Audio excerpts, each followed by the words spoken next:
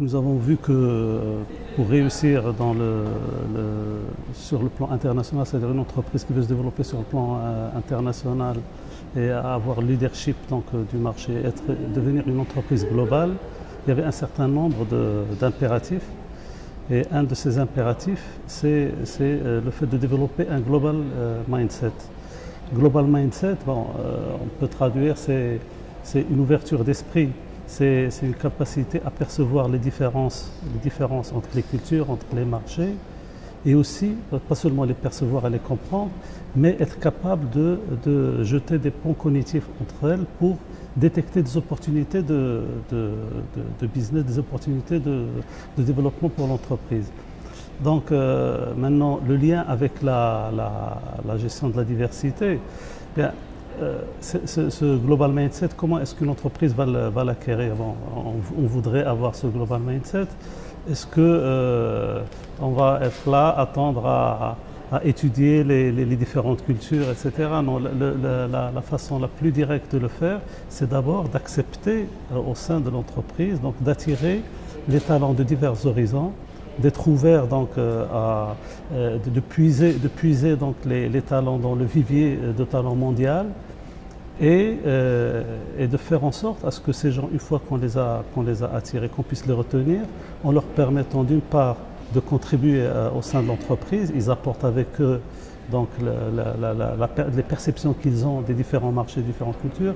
Ils apportent avec eux des systèmes de management, des systèmes de gestion, des orientations culturelles ou autres qui viennent enrichir l'entreprise et qui lui permettent de comprendre et d'interagir avec les différentes situations, les différents marchés. Et un des points très importants que la recherche en gestion a démontré, c'est que pour qu'on puisse parler vraiment d'appropriation ou de développement du global mindset au sein d'une organisation, c'est lorsqu'on aura observé d'une part qu'effectivement elle était capable, elle recherchait, non seulement être capable, mais elle recherchait volontairement à attirer des talents d'horizons géographiques et culturels divers, mais aussi elle leur permettait de se développer au sein de l'entreprise. Et un des moyens de le savoir, c'est de voir que les possibilités de gravir les différents échelons hiérarchiques étaient les mêmes pour les gens de différentes nationalités, et le fait qu'on puisse retrouver au sommet de la pyramide des gens de différentes nationalités. Si vous regardez les grandes entreprises multinationales, vous allez constater effectivement que, indifféremment, vous pouvez trouver un Indien, un Japonais, etc. Des entreprises américaines, vous allez trouver un du Midwest, parce que les États-Unis, c'est un continent, c'est déjà un mix. Vous allez trouver des personnes étrangères, donc vous regardez Boeing, vous regardez P&G, etc. Donc pour moi, la diversité et la gestion de la diversité et le mindset sont intimement liés, puisqu'on ne peut pas avoir ce global mindset si on recherche d'abord pas il faut d'abord aller chercher la diversité, aussi bien au niveau des marchés de culture, mais aussi des personnes, parce que c'est ces personnes-là qui vont permettre à l'entreprise de développer ce global mindset et se l'approprier. On se l'approprie comment? C'est en faisant en sorte que notre système de gestion et notre environnement de travail permet à cette diversité de se développer et d'apporter et de contribuer à l'entreprise. Pour ma modeste expérience à l'international, m'a permis d'abord effectivement de voir l'importance de cette disposition de l'esprit, la présence de cette disposition de l'esprit au niveau de l'organisation, voir en fait que l'entreprise, donc elle regarde le monde extérieur, elle est tournée vers le monde extérieur, elle est à la recherche d'opportunités partout dans le monde, elle est capable. Non seulement elle le désire, mais il faut qu'elle ait les capacités qu'elle développe, les capacités à pouvoir donc saisir ces occasions. Comme on a dit, le global mindset, c'est d'abord percevoir, mais aussi être capable d'intégrer. Il faut être capable de jeter des ponts et pouvoir d'abord détecter des opportunités et aller les chercher, être ouvert à ce qui se passe partout dans le monde et considérer le monde entier comme notre marché, mais aussi être capable de développer des choses. C'est-à-dire que bon, vous percevez, mais si vous n'avez pas les capacités à aller, par exemple, une entreprise, si elle n'a pas la capacité d'aller se développer sur un marché parce qu'elle n'arrive pas à s'implanter, elle n'arrive pas à réussir du fait que, par exemple, les gens n'arrivent pas à intégrer la différence culturelle au niveau de ce pays, etc. Donc, elle ne pourra pas réussir. Donc ce qui me paraît très important, c'est justement la capacité de l'entreprise à pouvoir être présente partout. Donc elle est ouverte partout et aussi être présente à faire de cette présence partout un avantage compétitif.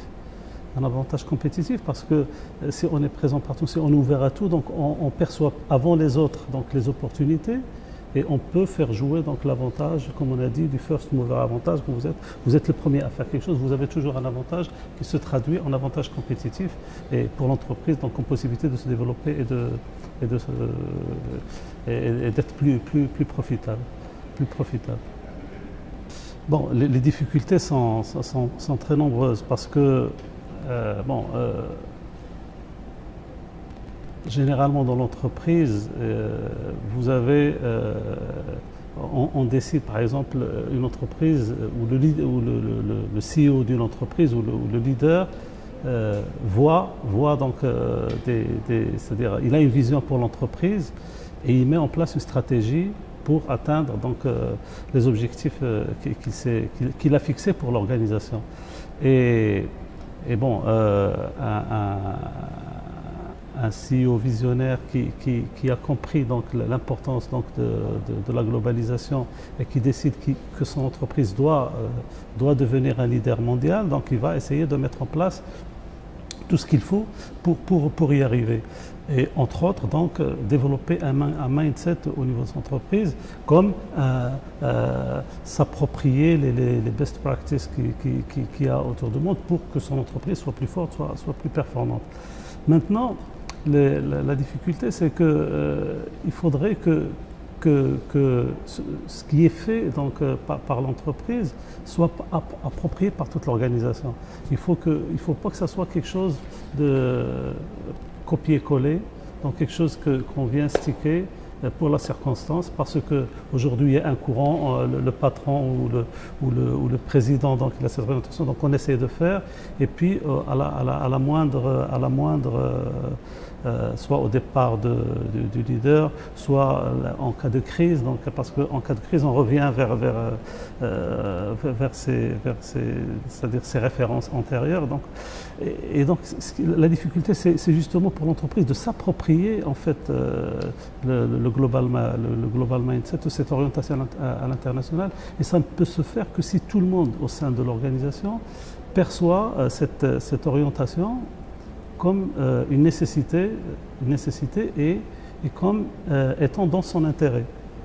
C'est-à-dire si je vous dis il faut respecter le code de la route. Donc aujourd'hui nous avons une police qui est présente partout et tout le monde respecte, s'arrête au feu rouge, respecte le stop, etc.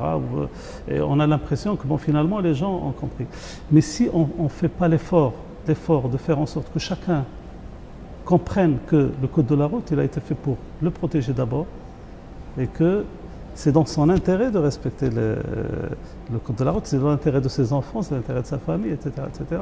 On n'aura plus besoin, c'est-à-dire que si on en supprime, les gens vont continuer à appliquer les choses. Donc il faut que la difficulté, c'est faire approprier ça à tous les échelons de l'organisation. Et à mon sens, un des meilleurs moyens, c'est faire en sorte justement que la diversité puisse gravir la diversité au sein de l'organisation, c'est-à-dire les personnes d'horizons diverses puissent effectivement avoir des opportunités et gravir des échelons et être partout, de manière à ce que donc, cette orientation, ce global mindset soit présent à tous les échelons de l'organisation. Moi, j'ai pu voir dans les organisations où j'ai pu travailler à l'international, c'est qu'effectivement, à un certain niveau, ce global mindset existe, mais des fois, on dépend d'une décision de go ou no go à un niveau qui est supérieur. Et parfois, il y a un blocage à ce niveau-là et on rate des opportunités. Et j'ai vu beaucoup d'opportunités se rater parce que justement, à l'échelon supérieur, les choses étaient perçues différemment. Et ce qui se passe au moment de crise, c'est qu'au moment de crise, donc, il y a des signaux qui sont négatifs qui remontent et d'en haut vient le signal pour le retour en arrière. C'est un peu le danger, c'est que, comme toute chose, il y a beaucoup de bonnes pratiques qu'on importe, mais qu'on importe de manière, donc, parce que c'est à la mode, parce que c'est ceci. Aujourd'hui, on est en train de parler de diversité, il y a des gens qui vont... Mais s'ils ne savent pas réellement quels sont les bénéfices de la diversité, que c'est quelque chose de très important, de vital, je dirais, de critique et de vital pour eux, bon, demain on parlera d'autre chose et on oubliera la gestion de la diversité.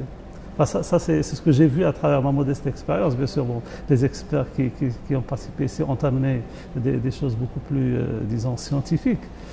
Mais pour moi, c'est ça ce que je retiens un peu de ma modeste expérience.